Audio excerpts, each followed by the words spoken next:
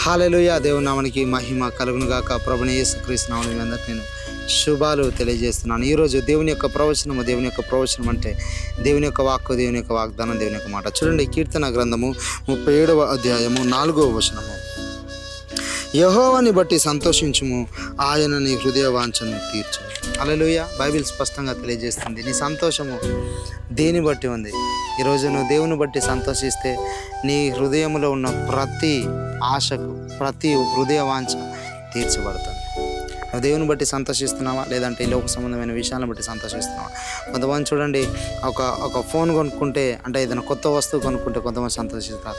లేదు అనుకుంటే ఇంకొంతమంది ఏదైనా ఇల్లు కొనుక్కుంటే, కొత్త బట్టలు కొనుక్కుంటే, ఏదైనా నూతనమైనది కొనుక్కున్నప్పుడు కొంతమంది సంతోషిస్తారు.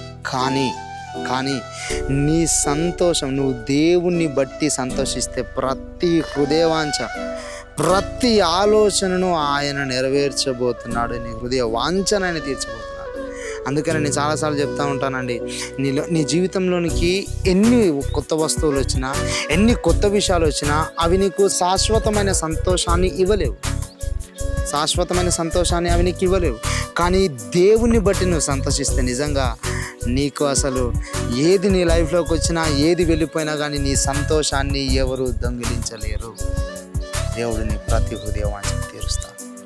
ఈరోజు మీరు ఈ వీడియో చూస్తూ ఉన్నారు, మీరు అనుకోండి, ప్రభువా దేవా నువ్వు అనుకుంటున్నావా, దేవా నిన్ను బట్టే నేను సంతోషిస్తున్నాను ప్రభా నువ్వు అనుకుంటున్నావా? ఈరోజు నీ హృదయ వాంఛ తీర్చబడబోతుంది. దేనికోసమైతే నువ్వు ఆలోచిస్తున్నావో ఆ వాంఛను, ఆ ఆశను దేవుడు తీర్చబోతున్నాడు. God bless you. దేవుడు మిమ్మల్ని దీవించును గాక. Praise the lord.